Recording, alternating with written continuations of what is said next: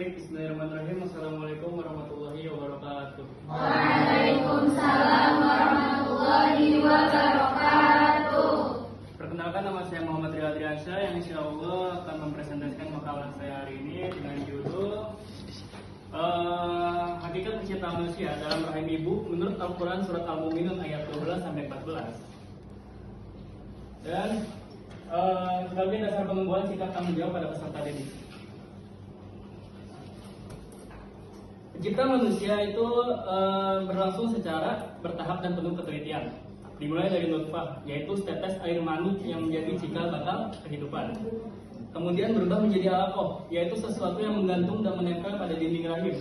Selanjutnya menjadi mudghah, yakni segumpal daging kecil seperti sesuatu yang punya. Setelah itu terbentuklah tulang belulang singkong, lalu dibungkus dengan daging ataupun lahu, hingga akhirnya menjadi makhluk yang utuh dan sempurna. Nah, proses ini ternyata sudah Allah jelaskan di dalam Quran Surat Al-Mu'minun ayat 12-14 yang bunyinya A'udzu billahi minasyaitonir rajim. Bismillahirrahmanirrahim.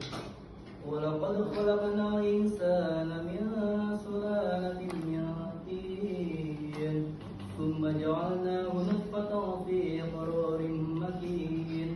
ثم خلقنا النطفة علقة فخلقنا العلقة مضغة فخلقنا المضغة عظاما فكسونا العظام لحما ثم أنشأناه خلقا آخر فتبارك الله أحسن الخالقين. Yang artinya, sungguh kami telah menciptakan manusia dari saripati yang berasal dari tanah. Kemudian kami menjadikannya air mani di dalam tempat yang kukuh rahim. Lalu air mani itu kami jadikan sesuatu yang menggantung. Kemudian kami jadikan sesuatu yang menggantung itu segumpal daging. Lalu kami bungkus tulang belulang itu dengan daging. Kemudian kami menjadikannya makhluk yang lain. Maha suci Allah sebaik-baiknya pencipta. Pesan moral dari Al-Quran Surat Al-Mu'minun ayat 12-14 adalah: yang pertama, manusia berasal dari tanah, yang mana hal ini mengajarkan bahwa kita harus selalu rendah hati dan tidak sombong. Dan yang kedua, penciptaan manusia melalui berbagai proses mengingatkan bahwa segala sesuatu dalam hidup juga membutuhkan waktu dan tahapan. Yang ketiga, kesempurnaan manusia bukan hanya terlihat dari bentuk wujud yang sempurna, tapi kesadarannya akan tanggung jawab terhadap pengabdian kepada Allah dan berbakti kepada orang tua.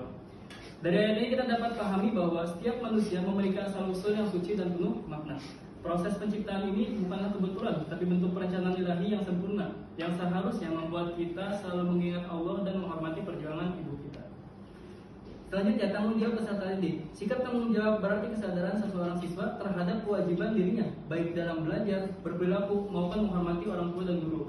Siswa yang memiliki tanggung jawab akan disiplin, jujur, dan bersungguh-sungguh dalam menjalankan tugas, karena ia akan menyadari bahwa kehidupan adalah amanah dari Allah Subhanahu wa Ta'ala yang harus dijaga dan dipertanggungjawabkan. Nah, hal ini juga ditegaskan dalam sebuah hadis Nabi Muhammad SAW yang diriwayatkan oleh Imam Bukhari dan Muslim dari Abdullah bin Mas'ud radhiyallahu anhu. Beliau bersabda, An-Nabi Abdurrahman Abdullah bin Mas'ud radhiyallahu anhu qala hadatsana Rasulullah sallallahu alaihi wasallam wa huwa shadiqul masduq inna ahadukum yajma'u khalqahu fi batni ummihi 40 yawma nutfah ثم يكون علقة مثل ذلك ثم يكون مضغة مثل ذلك ثم يرسل إليه الملك فينفخ فيه الروح ويؤمر بأربع كلمات من كتاب الرزق وأجره وعمله وشاقي أو سعيد. Yang artinya, sesungguhnya penciptaan kalian dikumpulkan dalam rahim ibu selama 40 hari dalam bentuk nutfah, kemudian menjadi alaqah selama itu pula, lalu menjadi mudghah selama itu pula. Kemudian Allah mengutus malaikat untuk meniupkan ruh dan diperintahkan menulis 4 perkara: rezekinya, ajalnya, amalnya, dan nasibnya, sengsara ataupun bahagia. Pesan moral dari sini adalah yang pertama, hidup sebagai amanah Allah. Kehidupan manusia sejak awal penciptaannya adalah titipan Allah yang harus dijaga dengan penuh tanggung jawab. Yang kedua, takdir dan usaha. Allah telah menetapkan rezeki, ajal, amal, dan nasib manusia, namun manusia tetap wajib berusaha dan memilih kebaikan. Yang ketiga, syukur dan tanggung jawab. Menyadari proses penciptaan yang sempurna, menemukan rasa syukur dan memotivasi siswa untuk disiplin. Nah, hadis ini menjelaskan bahwa sejak awal penciptaan manusia, Allah sudah menetapkan amanah kehidupan bagi setiap manusia. Sejak ruh ditiupkan, manusia telah memikul tanggung jawab terhadap hidupnya. Maka dari itu, seorang siswa yang menyadari hal ini akan berusaha untuk menjalankan kewajibannya dengan disiplin, menghargai guru dan orang tua, serta menjaga perilaku dalam kehidupannya sehari-hari. Hubungan antara pemahaman proses penciptaan manusia dan sikap tanggung jawab peserta didik sangat erat dan saling mendukung. Pemahaman tentang hakikat penciptaan manusia dalam arah hidup akan menumbuhkan kesadaran spiritual dan rasa syukur dalam diri peserta didik. Kesadaran ini kemudian berkembang menjadi sikap tanggung jawab dalam kehidupan sehari-hari ketika siswa memahami bahwa dirinya diciptakan melalui proses yang luar biasa oleh Allah SWT dan melalui perjuangan seorang ibu, maka ia akan terdorong untuk hidup dengan penuh tanggung jawab, baik terhadap diri sendiri, terhadap orang tua, maupun terhadap Allah sebagai Sang Pencipta. Dengan kata lain, semakin tinggi pemahaman seorang terhadap proses penciptaan manusia, semakin kuat pula rasa tanggung jawab yang dimiliki dalam menjalani hidup. Nah, simpulannya, yang pertama, Al-Quran Surat Al-Mu'minun menjelaskan bahwa manusia diciptakan dari tanah melalui tahap-tahap hingga menjadi makhluk yang sempurna, diberikan akal dan kehormatan serta memikul tanggung jawab sebagai khalifah di bumi. Dan kedua, hadis yang menjelaskan tentang proses penciptaan manusia yang diriwayatkan oleh Bukhari dan Muslim menjelaskan bahwa kehidupan manusia merupakan amanah dari Allah sejak awal penciptaannya mencapai rezeki, amal, dan nasib. Dan yang ketiga, memahami hakikat penciptaan manusia menegaskan bahwa hidup adalah amanah dari Allah. Kesadaran ini mendorong siswa bertanggung jawab terhadap diri sendiri.